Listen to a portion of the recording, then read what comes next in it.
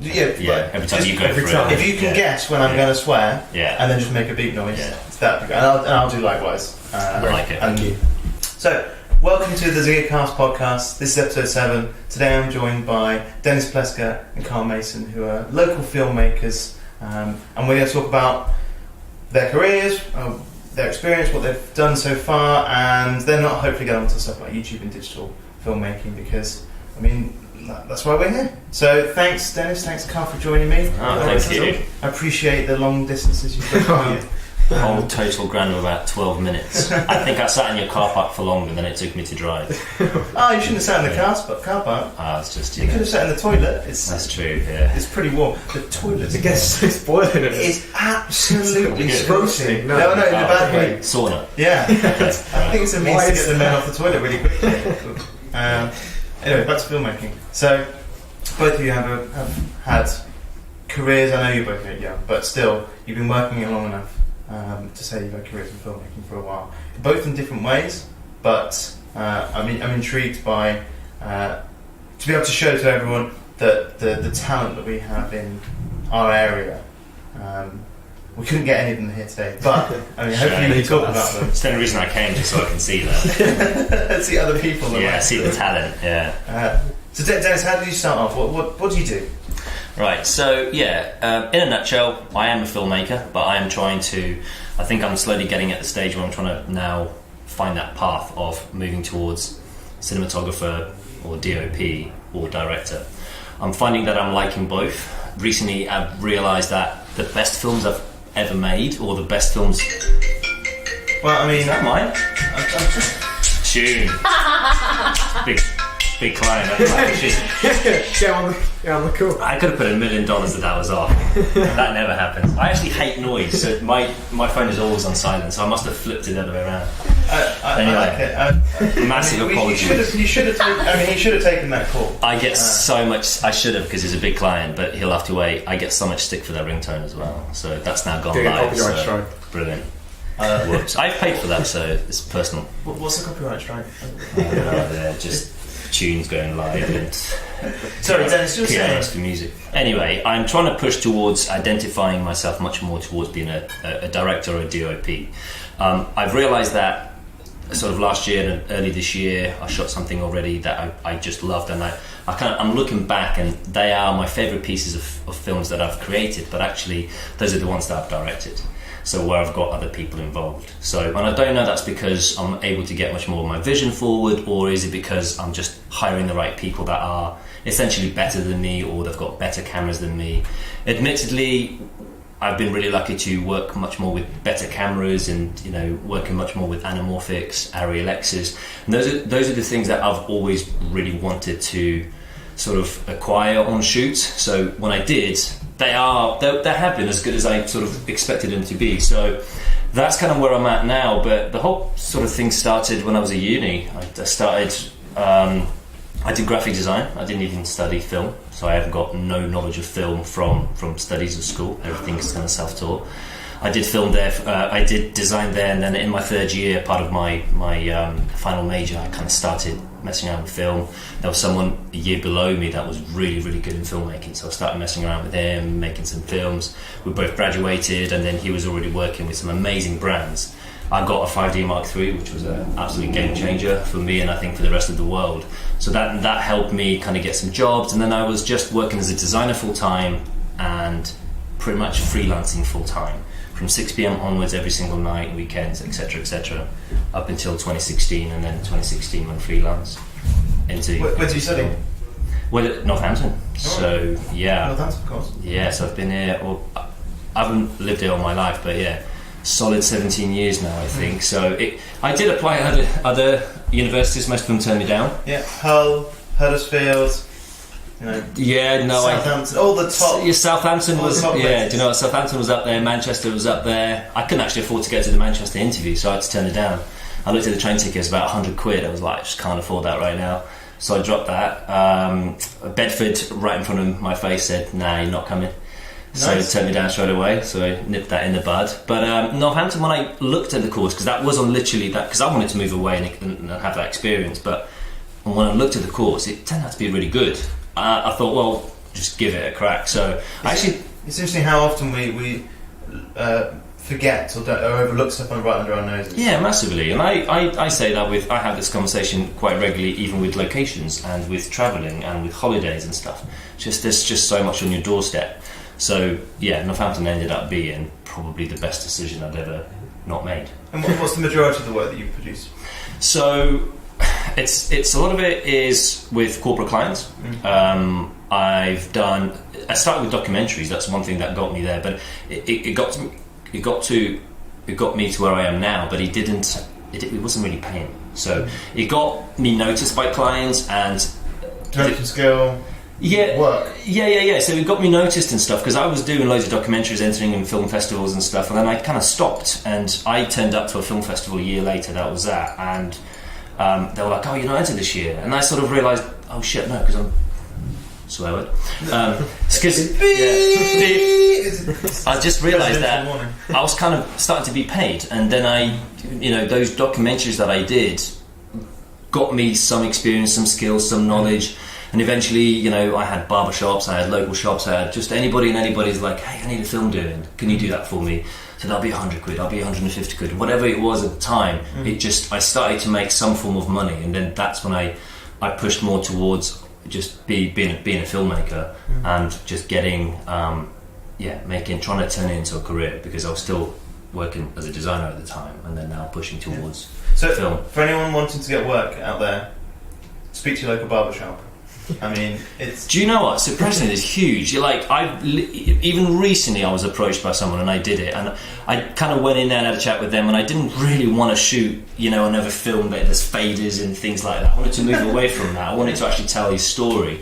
So I really enjoyed shooting that. We spent 2 days filming that, and I just wanted to push away from that. So it's one of those things where, even though whether it's a corporate film or whatever you want to call it, you can move away from what it is. You can turn it into a story. So I love storytelling. I love kind of having that person tell me about who they are and why they make this, why they do what they do, and why their shop is so cool. So I think that is impressive about what you do is that when it almost feels like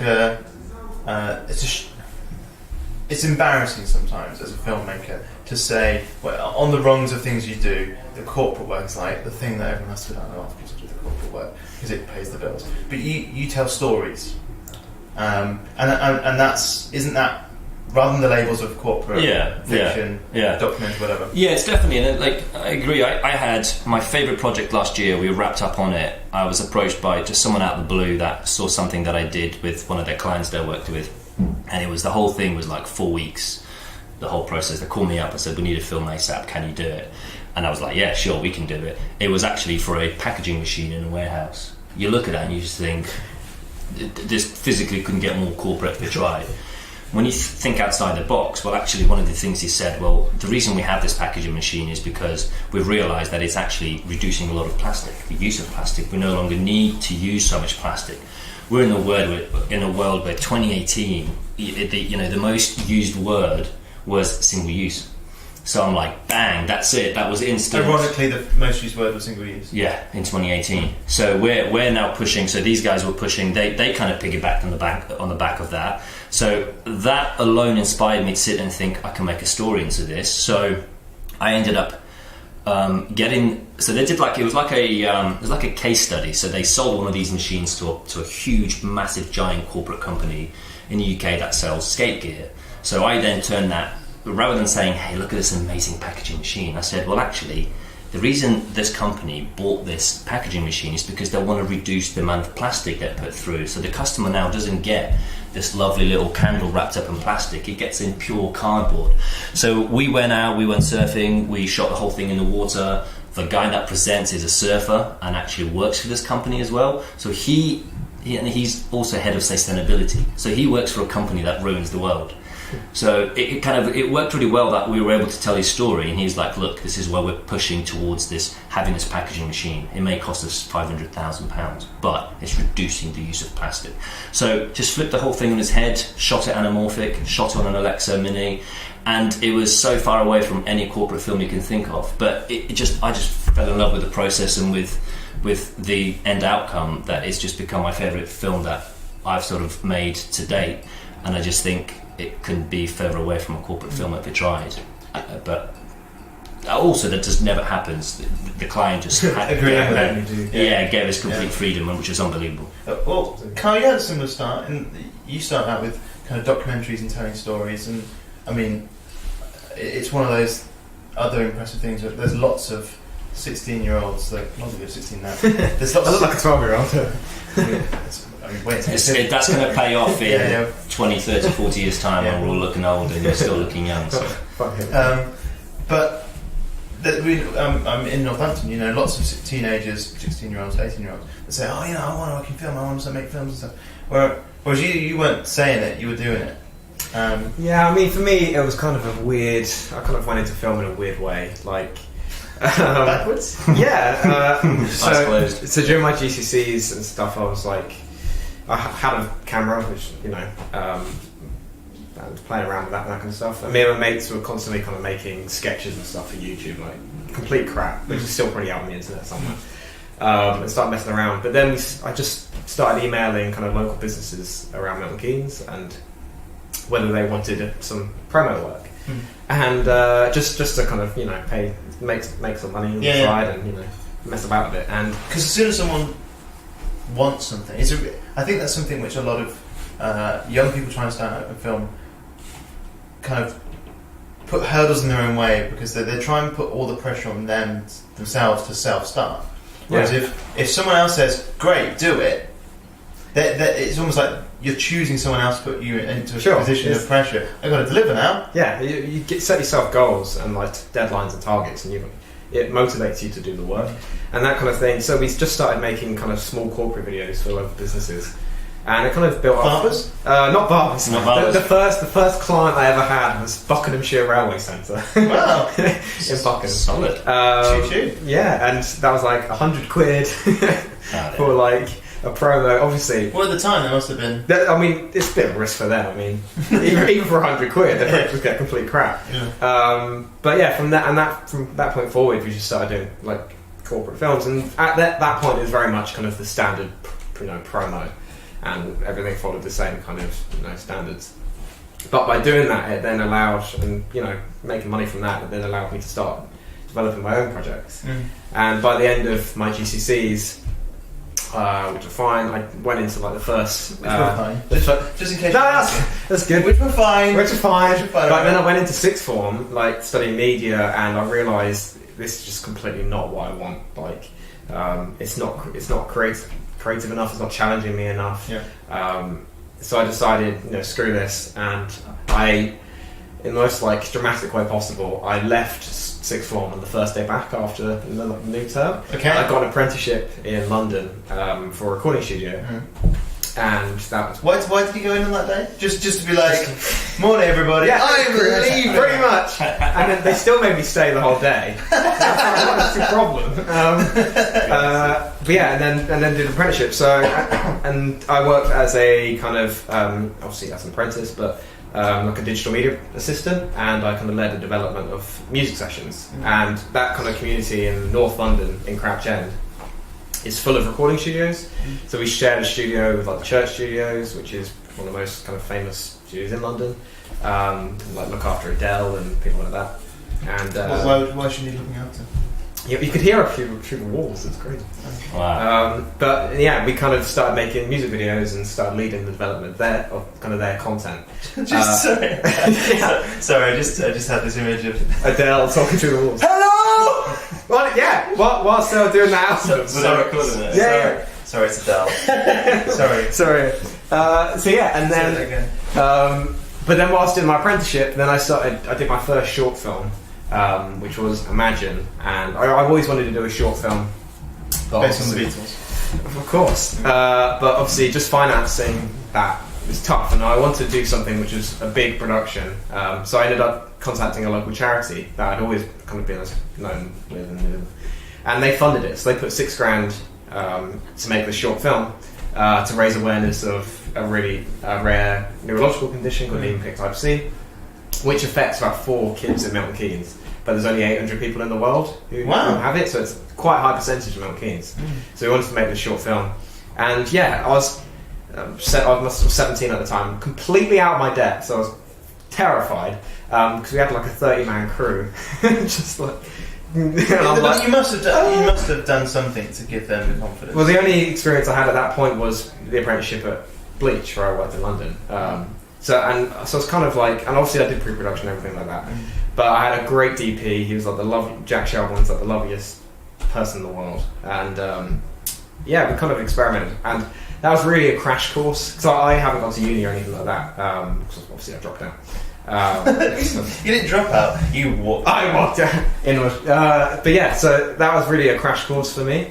And since then, that kind of started the foundations of doing more short films, and then turned into commercial work. And then I've been freelancing as a digital producer and as a production coordinator. Different kind of sides of things. So more production coordinator for more like digital. So like that stuff for the Premier League and people like that, and then digital producer for kind of like marketing campaigns and stuff. It's interesting how often that kind of that hustle and doing corporate promos and stuff is just a really common way as a solo filmmaker to one, get paid, but also to fund your equipment and fund your productions. Yeah. We're in a place like I don't think I'd be interested in film if it wasn't for YouTube. Because I kind of grew up with that kind of whole revelation of all that content. You mean that people can do stuff themselves? Yeah, but people can do stuff themselves. But even like just like YouTube tutorials and film, it's like without that kind of platform where anyone could make what they wanted to make and I make money from it. Like I don't think I'd be interested in film at all. So it's interesting to see like it's we're a good place where anyone can do what they want to make and put it out there. My experience is less about being interested in films, it's more about being able to do films. I think because I've spent so much of my time learning from, learning Premiere, how to edit, because I kind of started in like Final Cut 7, so I kind of like the classic look of it. But again, that was sort of a bit self-taught at the time, talking 9 years ago. YouTube tutorials weren't quite a thing at the time. So, but eventually, I then got into Final Cut 10. I hated the whole thing. But again, first camera. But it's quite simple, so I could self-teach. But when I got to Premiere, I just couldn't. Yeah. It was only so much I could do to self-teach, and that was all having to rely on YouTube. And just the amount of times I've had to, you're on a job, something's not working, and you're sitting there googling, why on earth is a Sony 7S, it's not doing this, or it's like, what is the difference between NTSC and PAL? And the amount of times I've had to Google that and still do, and and I have to rely a lot on YouTube to give me that. By the way, hi, I'm Charles. Have we not done that yet? I didn't do that. I did you guys, but I didn't do me. We're at our offices at Ziggurat today, and we're just in the middle of the foyer, so there's lots of noise and steps and stuff. Is that been tinkering in the back of your mind as we? I just hadn't mentioned it. I was waiting to tell them to suck it up, but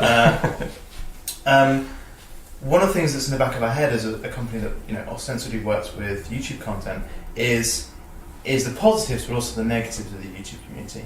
And one of the things which I also see is that because YouTube is this ubiquitous resource, you also find people not engaging with each other. Or not going out and trying to make networks or connections and meet people and work with people who would normally answer those questions for them, because they literally go, oh, I found it, And I hear a lot of the younger generations talking about filmmakers, YouTubers, whatever, who help them with their filmmaking, but not someone physical in the real world, and that. I don't know what's going to come of that, but there'll come a time when they need to work with other people, and they won't know who to work with, and it'll be a larger first step.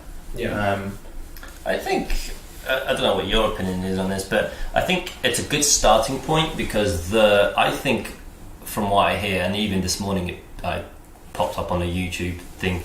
Whoever the guy was that beat Federer in the in the Open. 20-year-old. Yeah, and he kind of YouTubes and Instagram. stuff. Yeah, and he sort of got out in the media and said, someone asked Subscribe. him, someone said, "Hey, you're a YouTuber," and he said, "Yeah, I love doing this sort of stuff, and my biggest inspiration is the two names that he then said, which are everybody's. That's what everybody says is Casey Neistat and Peter Mckinnon. Yeah. Those are like the number two." Two main filmmakers that everybody references. I've been watching Casey Neistat ever since he jumped on YouTube, so I have been watching him, but I'm sort of gone off a lot of that because I'm now trying to push towards, I'm now looking at Emmanuel Lubinski and those type of people that I'm now really looking at. I'm hoping that every time there's a new film coming out that I just love, I'm hoping that those companies end up doing a really good behind the scenes so I can learn more from that. Those are my inspirations, but I've been through Peter McKinnon. I've been through learning with Casey Neistat, so it's a good starting point. It's great to learn what these people do, and how to pick up a camera, and the fact that Casey Neistat actually has zero understanding how to make a film, but his storytelling is phenomenal. I agree with that. But then in terms of the ubiquity of it, I can't remember who was talking to me about this, but. They were either doing a class or they were talking to some teenagers about and who were producing their own videos, and they were adding in jump cuts. Well, on purpose. Yeah, on purpose because that's a start. Because they thought that's the genre, rather than that someone's doing jump cuts because they're hiding an edit, a flub or something. Yeah, I agree. But the sad reality is it's no different from things like word like murky that. Stormzy introduced. It's no different from those things becoming a norm. I don't think it's any different. It's just it starts from something. It starts from somewhere, and it becomes something out of nothing. It's almost like a whole new word, like a whole new language. It's a whole new style. It's fashion. Tomorrow we might dress something completely different that someone sit there and think, "You what, mate?" But it could become something. So I think it's probably no different. I agree, but at the same time, in my opinion, if anyone is hungry enough for it, I really hope that they start there, they get a nice little DSLR, they'll learn with it, whether it's a GH4, GH5 or a little A7S, whatever it is, that it's a good starting point. But eventually I hope that people hit that barrier where, like we've hit, where you said that just kind of bored you, the media studies, he just didn't give you that. Yeah. And you want the next level, you want the next step, and hopefully they'll jump on that and then start to aspire to do more stuff, bigger stuff, start getting film festivals. And you'll realise that they might require better cinematography because everybody else around you is pushing that. So hopefully they'll, and even if they do become YouTubers and they still only use DSLRs, well actually I think most people are now starting to push towards 1DXs. There's people YouTubing with bloody Reds, for goodness sake. That's like 30, 40, 50 grand cameras, So people are trying to compete more and more. So, but that I think, and eventually, if they become really good, then maybe they'll get invited to a YouTube show or to one of those VidCons or whatever those things. So I think eventually, if someone is hungry enough for it, they'll probably start meeting you and I on the streets. It's probably only a matter of time till we do bump into the likes of Casey Neistat somewhere. Yeah, it's definitely a good starting place, I think, with YouTube. But I tend to find, at least with people my age, because obviously a lot of my mates and things are still in uni, and from what I hear from them and stuff, there's a lot of people don't seem to just kind of try it themselves, unless they're told to for the course or whatever. But there is nothing stopping. They're living vicariously through these people. That are living, frankly, quite miraculous lives. But there's nothing stopping people from, actually doing their own content and just trying it. And especially with the cliche thing of what you have a camera on your phone. I suppose what I see, because not only do I consume a lot of content and we work with other people, but we see genres, styles that people then, to be a travel vlogger I need to do this, or to be any kind of something. And there's, it's almost because they feel that they have to do that to become famous, then they don't find their own furrow as easily, or actually ever. Or their own style or anything like that. Yeah, absolutely. There's so many travel videos that direct Casey Neistat. Massively.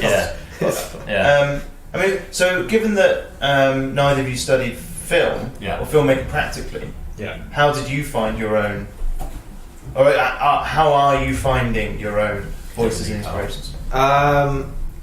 My inspirations, I think it's... Well, for me, my biggest inspirations at the moment, ironically, come from video games, way more than they are from conventional films at the moment.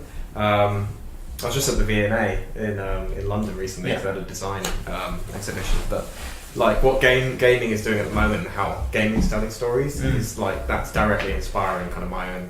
What in particular? Just how they can develop characters in such a way, like my favorite video game is The Last of Us, and how it tells a story in that way and builds the characters into them. Like I haven't been that connected to characters in a film ever, I don't think. Yeah. Or in a series or whatever.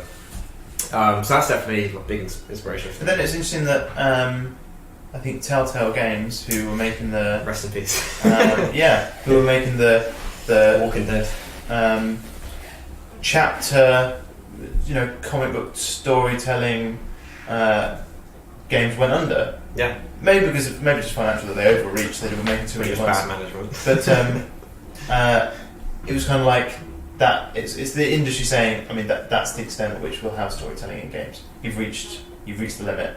Last of Us, fine, but I think there's at the moment there's nothing like I think out of any industry that's the industry that's really experimenting with how far we can use to tell stories. I think, for example, there was The Last of Us inspired one of my own short films, and then by doing that, then that went into the festival circuit and did good things for my commercial work. And it's kind of like there isn't, other than kind of Netflix with what they're doing with like documentaries at the moment, which is another really big industry. I want to. You mean like Bandersnatch? Not Bandersnatch, but more like their like true crime documentaries and stuff they're doing at the moment. Like that's super inspiring to me. Like Wild Wild Country, and I mean that's just a masterpiece. but then I see. So I think one of the biggest trends that we'll see, and it's already happening, and people are talking about it, but even more so in podcasts, will be to follow that route of narrative storytelling, deep investigative journalism, whatever. I can't remember what it was called. This American Life of a podcast, and they started a one-off piece that they were producing about this town, a bit like Wild Wild Country, and it's the most listened to, downloaded podcast in history, and it's this really unusual investigative journalist, crazy accents and characters, real life. And I think you'll see more of that and more fiction, more like this really weird podcast that's just fake written. It's just about this town, absurd comedy that it's like a radio show, and a guy's reading a radio show. It's like it's a little message for everyone at the local high school. There will be zombies at 3 p.m. and just close your door. It's just been going on for 20 seasons. Wow. And making good money. Yeah. People like stories at the end of the day, and I think that's why, like with Netflix and like, podcasting and stuff like that, that's why it's all blown up. I think it's never been different, because it's like with audiobooks. I think they're the biggest they've ever been. I think people have always had time on their hands, regardless of what social media or what lifestyle that we all live today. I was referencing what social media has done to us today. Regardless of all of that, I think we still do the same old things. We still commute, we still have long drives, we still like to meditate, we still like to read, we still like to listen to stuff. So audiobooks have been just as big, if not bigger.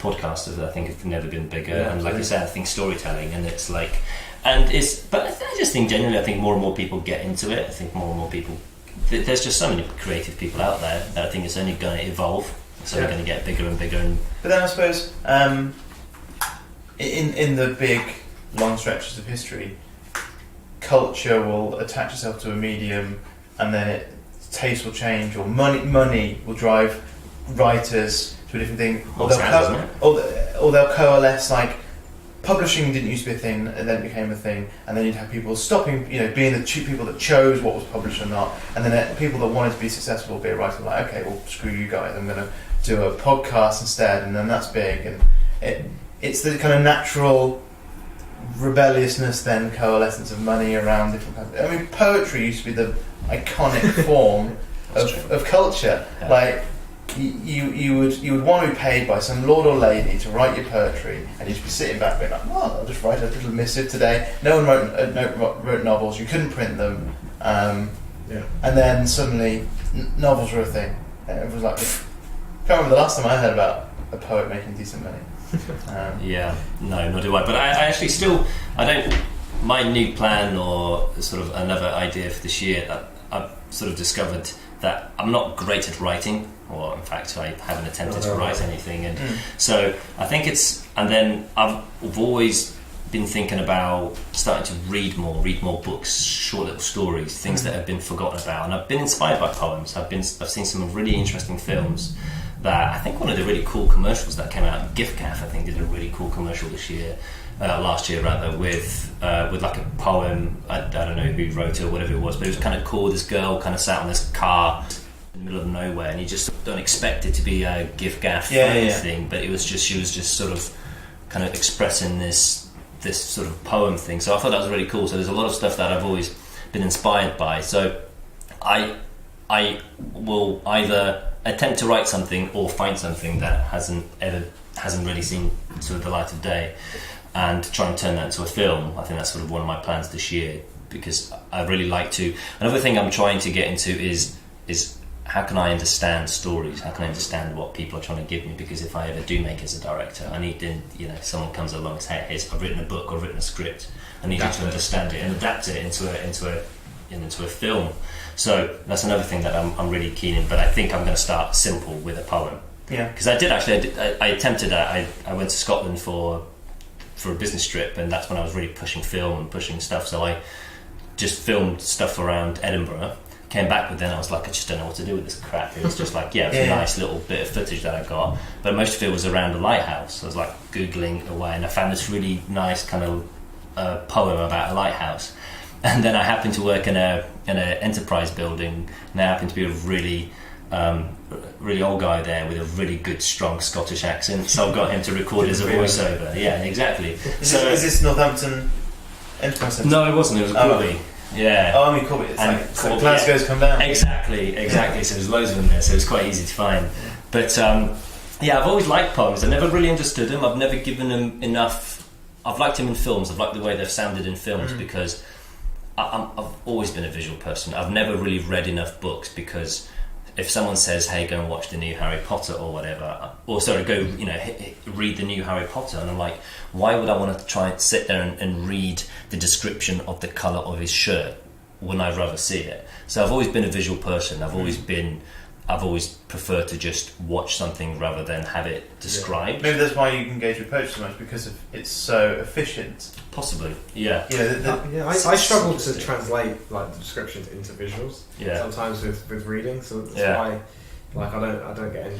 But it's interesting that this is kind of another example of this is why you need a team, and this is why you can't just have a film with a director. It has to have a script, and it has to have strong writers behind it. And it's good thing that there is marketing and advertising work that's putting money behind people who can write. There was an ad on the Tube the other day, and you read it one way, and then it said at the bottom to read it the other way, and it started off with something like Mum laid out the table. It was a Christmas song, a Christmas poem. Red claret, something, and then something that ends with Dad. And you read it the other way, and it's about domestic violence. Oh, wow. And it's Dad hitting Mum. There's red claret. Mum laid out. It was just a fantastic piece. It's just really poignant. And you can imagine that inspiring. You think, okay, imagine trying to cut a film one way, and then you try and piece it back the other way, and it tells a very different story. Yeah. It was interesting that I was hearing about Stanley Kubrick the other day, that for the chair in 2001: Space Odyssey, he had the designer, the wardrobe designer or the set designer, speak to a futurist, and when they worked with a big chair manufacturer to work out what and why there'd be a chair and what it would look, what it was like in the year 2001. And he was also talking about, the guy was talking about being in Interstellar, and saying that all the cupboards were filled with corn products because they'd spoken to someone and said basically at that point, if you've got you just have corn And they never even opened the cupboards, Yeah. but all the cupboards were filled with there. corn products. That's cool. And it's that kind of attention to detail and attention to storytelling that you realise that the masks have got. That that they're paying attention to that kind of level of detail. That there is a backstory that might never be used. And it comes from like the collaborators at the end of the day. Like, and this is the thing that always bugs me with, especially kind of more indie films at lower budget. At least from like student films and stuff. Like everyone's trying to do things themselves and not collaborate with other people. Yeah. But it's very much like, when you see like directors like shooting it, editing it, all that kind of stuff. Like from my own personal stuff, like it's been such a great way to kind of put a film together by having someone else cut it for you, someone else shoot it for you, to kind of oversee the whole thing. And it's very much something that's kind of overseen. Also, only one person can only do so much. Yeah. But it's everyone else's kind of like, opinions and tastes all and inspiration coming into the final. And creativity. But I also stand by sort of sticking to your trade and think more so than ever, and a lot of it's come by, it's sort of evolved into me believing that more and more by the people I work with and the people around me, because they would constantly say no to things that I'd ask them to do or stuff like that, and I was initially I'd be like, mate, come on, I'm paying you, just crack on. And you then soon start to realise, well, actually, no, you've got to stand by that. So if a client gets you out for 15 minutes, that's 15 minutes of your day you couldn't dedicate to anyone else. They've got to pay the full day rate. But on top of that, stand by your trade. So if you're a filmmaker, if you're a cinematographer, you're a DOP, that's what you do. You're a director, that's what you do. You're a photographer, that's what you do. Don't start stretching yourself too much by being a jack of all trades to an extent. So I totally agree with, to the level of, okay, right, so what if I'm going to do a project? For this project, I am going to be the director, so I'm going to get someone else to cut it. I actually find that a lot of the really good directors do cut it themselves because they love to storytell, because they know how to storytell, but that's as far as it'll go. The rest of it, they'll have their own sound guy, they'll have their own DP, they'll have their own at least supervise the edit. Yeah. You can, and I think I'd imagine the best directors do. In the biggest industries, in the best industries, they will supervise it. They will sit there. I can't imagine they're going to want to sit there over their shoulder, because then that becomes uncomfortable for both parties. But I think kind of sticking to what you do, like I was saying earlier, my favourite projects that have happened this year is where I've had a team of 4 or 5 people working on these slightly different projects, and it's because everybody had a role. We had a first AC, we had a DOP, we had I still love, I'm finding it very difficult to give the camera away. I still love sort of handling the camera, and I love gear, and I love kind of what it does, and I just love being that guy with the biggest rig physically possible on my shoulder rig, and I just love being that guy.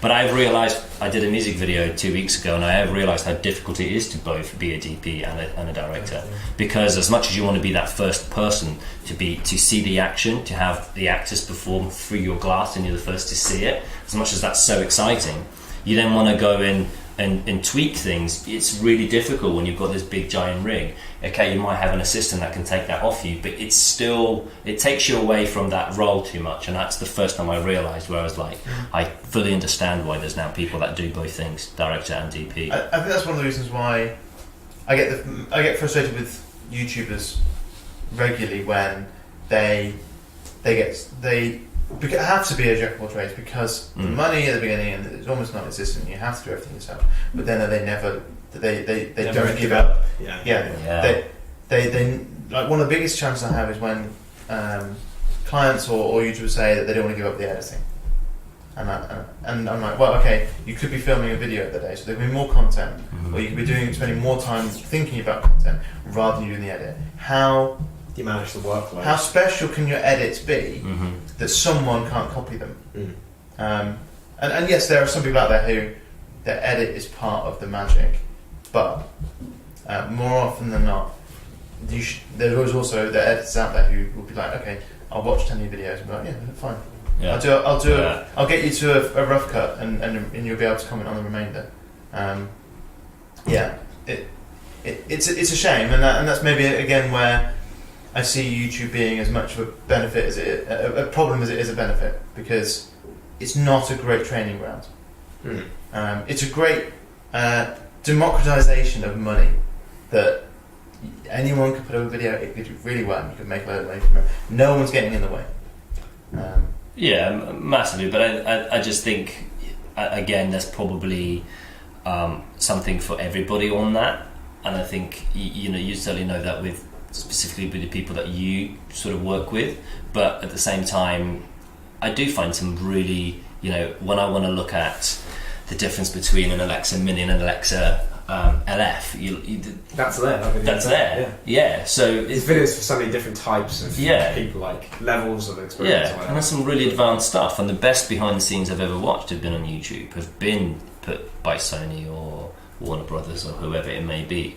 So that platform, I think, will forever become a completely open field for everybody and anybody, and you've just got to take everything with either a pinch of salt or just pick and choose what you need. Today you could be learning how to get this microphone working, tomorrow it could be learning the difference between an LF and an Alexa Mini or an Alexa 65 or something much more advanced, or actually quite close to home for you, it's like the Phantom cameras. I'm I can't wait to have a project where I can work with one of them.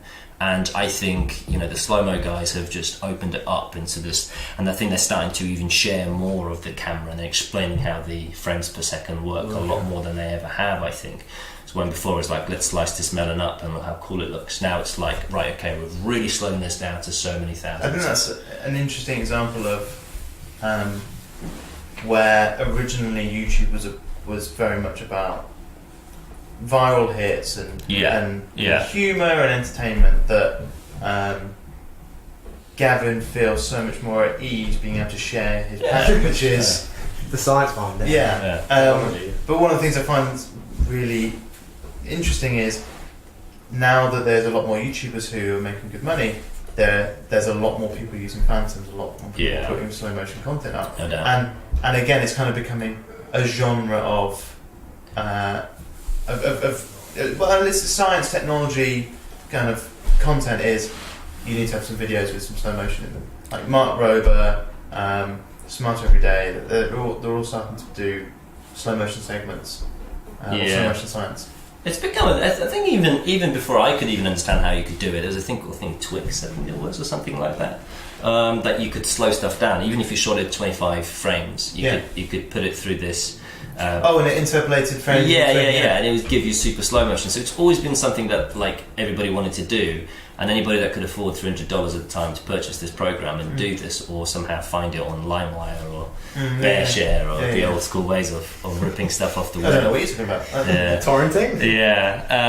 Anyone that could access that program, we're doing it, and this is 7-8 years ago, but I think it's always been cool. But you're right, I think it's becoming a lot more accessible. If you're making some form of money on YouTube, you could probably afford to rent one of these now.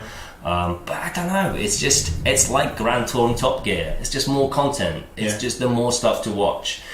Don't want to pick and choose who you're going to pick. I'm going to watch this guy and this guy only. Stuff that. It's more content. More content means more competition, and it's only going to get better. It's only going to improve. I think that's the interesting thing when people say to me, "Oh, it's are the slow-mo guys worried about all this slow-mo content on YouTube?" I'm like, no, they're not. No, I mean, if they've been doing it for 10 years, they're thinking of the next thing. They're thinking about what they're going to do next, or the series that started airing at the moment has got some of the most ridiculous, content, slow motion content I've ever seen. That people will be like, people will be renting a Phantom right now and going, "Oh, I'm going to do this," and what are the slow mo guys are saying? They're like, "Well, we're going to go do something bigger." I think it's cool, and they've also. I work with a car company, and they kind of have the most iconic style that they've managed to pick. They haven't invented it, they haven't come up with it. They've just done it the most consistently. Every single week they put a new video out. So I do loads of videos for them that go up on YouTube.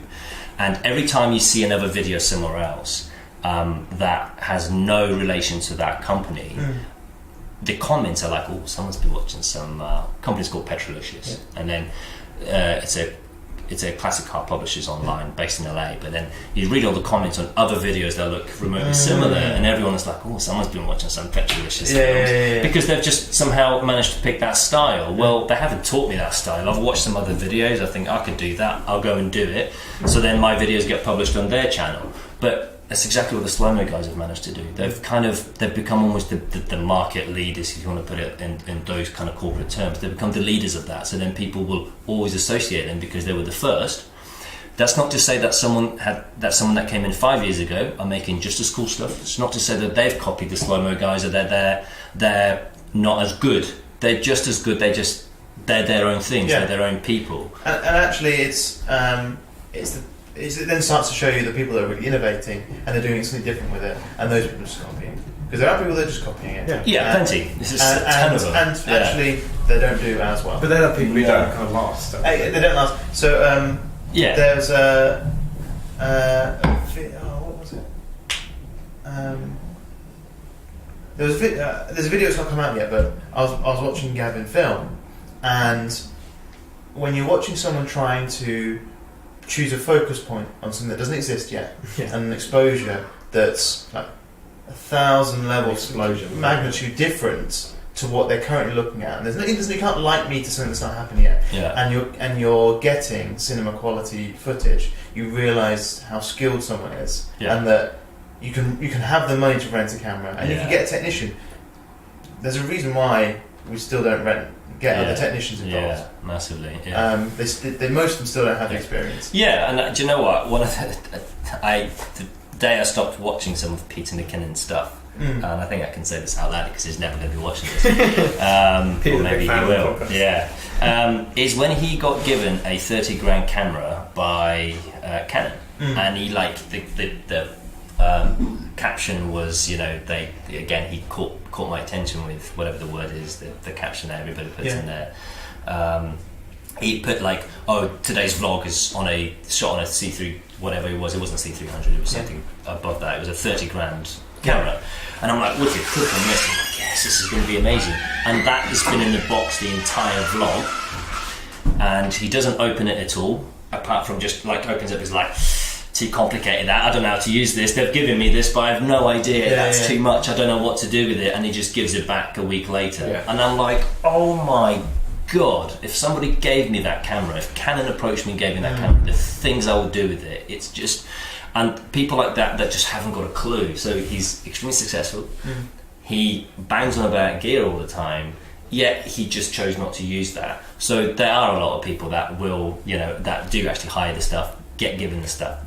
You're right, they don't know how to use it, but that's fine. They are sticking to their own things, I guess. But maybe this is interesting from your perspective for being behind the scenes, in that no one sees your careers. I know YouTubers choose what's on screen, but no one sees you developing as artists or filmmakers, or what your careers are developing.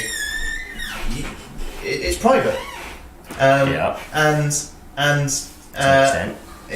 to an extent, and I think it's interesting sometimes because we, especially over a period of years, we watch YouTubers and we're like, do you remember when they started to go downhill a little bit? Or remember that point when they didn't do that?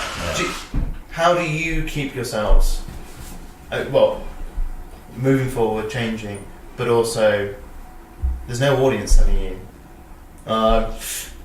you cashed in, haven't you? Or I can't imagine there's a guy I know who does the projects with, Simon, and he runs a YouTube channel called DSLR Guide. Dan Brian, isn't he? Sure, I'll watch some of that stuff. Where is he based? No, Cambridge. He lives in Cambridge. Oh, right. I don't know if he's in Brighton now or not. Haven't spoken to him at all. I remember he did a full format, 35mm video. Yeah, it was really good. But obviously he's kind of, I think he approached it in a weird way, because his initial videos are here's how to be a filmmaker, but obviously he was starting out at 16, so the same age as me, he's learning with his videos, but he's putting it out there in public. So the constant and that first vision of here's how to be a filmmaker, and then realising I knew nothing. I don't think that was a good approach, because then you get the constant criticism of the YouTube comments, constantly criticising things, and I can't imagine having that constant voice when you're trying to learn and develop and like And experiment. having so much content out. Yeah, and building it. And not going away. I mean, you both talk about the film festival circuit. Well, yeah. There must be stuff that you're not that. I mean, you were proud of at the time, but now you're like. I honestly, You wouldn't every submit. film I make, I mean, imagine for example, as I said, that was like my first big short film, and I cringe. I hadn't seen it in 2 years, and I was invited to Boston. They screened it at Harvard for the Festival of Genomics, and they made me sit at the front watching it in front of like the professor and all these people, and I was like, oh my god, and I just Thanks for the flight. And I'm but like, could you just not watch it? had to pay for the room. But I'm just like, I oh think you god. said Boston, the UK. Boston and Lincolnshire. Yeah. But yeah, and that's the thing. Like, I think it would be worrying if I looked back at my old stuff and went like, "This is a masterpiece," because then like, Yeah, that would be weird. because you know, you develop and you grow, and like you can look back and see what things you did wrong, but you actually learn from that experience. And I think So you had another film out very recently, or at least a film. yeah. So oh god, that's why I'm full time at that. 4 months ago. Yeah, Revival. So that was inspired by The Last of Us, the apocalyptic kind of genre. Yeah. Basically, because I play drums, so it was about kind of exploring a life without music and what it would be like to kind of rediscover music again in like this apocalyptic thing. So I self-funded that, which I'm still suffering from. And we shot it up in Lancashire, and it was a big production. Like we shot 2 Alexas. Like some multicam because we only had a few days. Yeah. Because of the condition, like the conditions were just crazy. It was 2 days before Christmas in this like Lancashire like barn Nice. in the middle of nowhere, with the mud rocks and miracles and stuff. But like you're in the moment and you're developing it and you're making it. But as soon as it like goes out or goes into the festival circuit, you're like just see the problem straight away. But that's the thing. That's like I've learned so much from just doing it practically and like rather than kind of analysing film. You have to do it and you have to ship it. You have to move on. Otherwise, I mean, you both keep on talking about Alexas, isn't it? And I know them for just the unparalleled dynamic range. But how much is an Alexa to rent per day? I actually It don't. depends which Alexa you want. Yeah. The Alexa Classic, which is like, you know, a few years old now, you can get them. About 300 or so a day, I think, isn't it? Yeah. You can.